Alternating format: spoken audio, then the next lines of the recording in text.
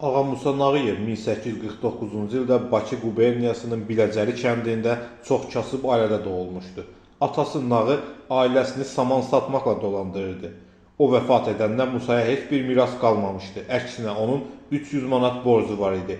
Bu vaxt Musa 25 yaşında idi. Təbiət etibarilə zirək adam olan Ağa Musa kənd təsərrüfatı ilə məşğul olmaq üçün torpaq sahəsi almaq istəyirmiş. O bir neçə il qəpik-qəpik pul yığaraq axırda lazım olan məbləği düzəldib və Bibi Heybətdən torpaq sahəsi almağa müəssər olur.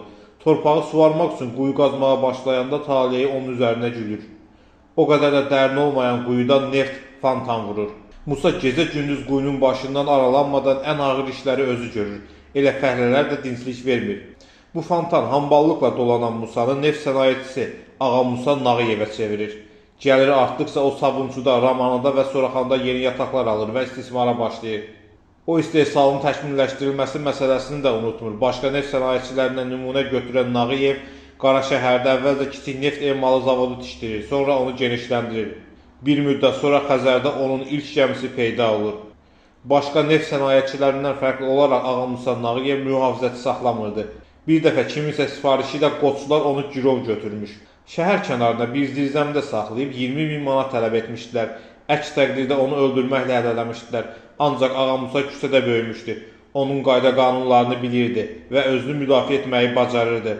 Kəsəsi, o axırda cəmi 1000 manatla canını qurtarır. Mühafizəçi saxlamaması onun daha sonralar da qaçırılmasına səbəb olub. 8 nəfərlik bir dəstə onu uğramışdı. Dəstənin başında isə sonralar Stalin kimi tanınacaq olan məşhur Gürcü oğru Koba dururdu. İndiki 28 may metrosunun yanında olan ərazidə Ağa Musanın faytonu keçəndə onun dəstəsi faytona daxil olub onun gözlərini və əllərini bağlayır.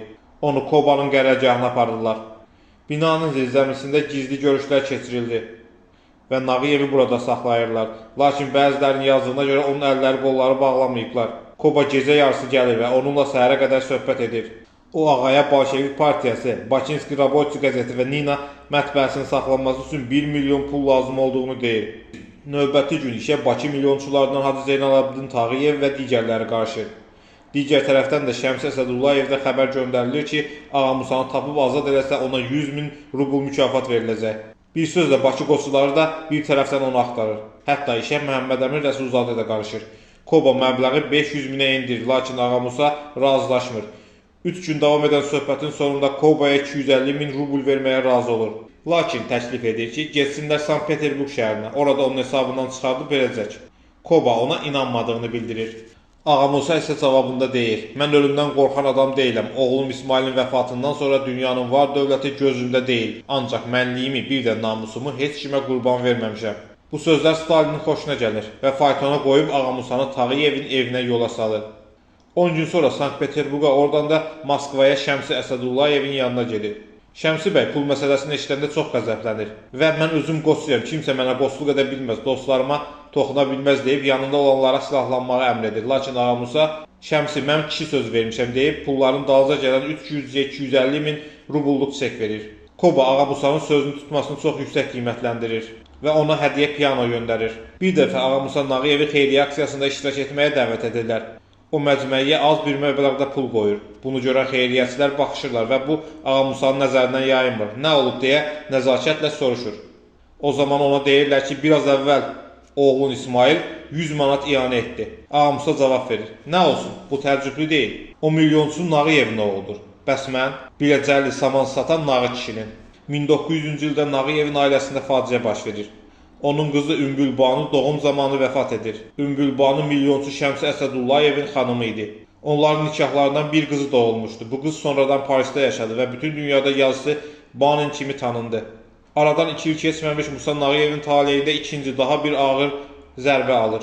Dünyanın ən yaşlı xəstəxanalarından müalicə almasına baxmayaraq onun yeganə 27 yaşlı oğlu Ağa İsmail İsveçrədə vərəmdən ölür.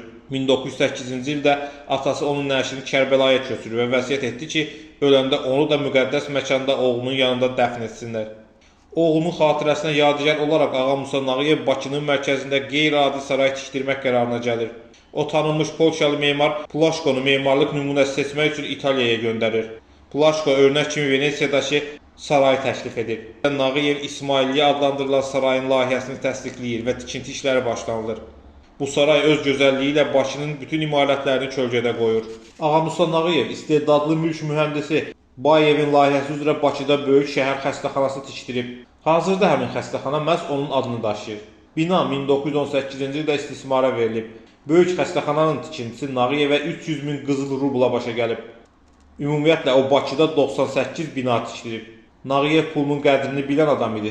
Bu xalq arasında onun xəsisliyi barədə çox şayiələr yayılmasına səbəb olmuşdu. Hərdən hər qəpiyin hesabını aparsa da Nağıyev digər milyonçulardan geri qalmayaraq təhsil sahəsinə kifayət qədər iri məbləğli ianələr vermişdi. Belə ki, o, Bakı Realni məktəbini himayəsinə götürərək hazırlıq sinifində təhsil alan 25 müsəlman balasının məsrəflərini ödəyirdi. Musa Nağıyev 1919-cu ildə 70 yaşında vəfat etdi. Milyonçu vəfat etdikdən sonra onun mirasının bölünməsi üçün dəfələrlə məhkəmə prosesi keçirilib. Ağa Musa Nağıyevin varidatının böyük bir hissəsi İngiltərə və İsveçrə banklarında saxlayıb. Bu gün də onun İsveçrə banklarında 413 milyon dollar pulu qalmaqdadır. Milyonçunun nəvəsi Dilarə Nağıyeva bildirib ki, hazırda onlar kodu bilmədikləri üçün mirasa sahib ola bilmirlər. 1938-ci ildə İsveçrədən onun atasına məktub və pulu götürülməsi üçün kod göndərilib. Ancaq məktub KGB-nin əlinə keçib və kod məhv edilib.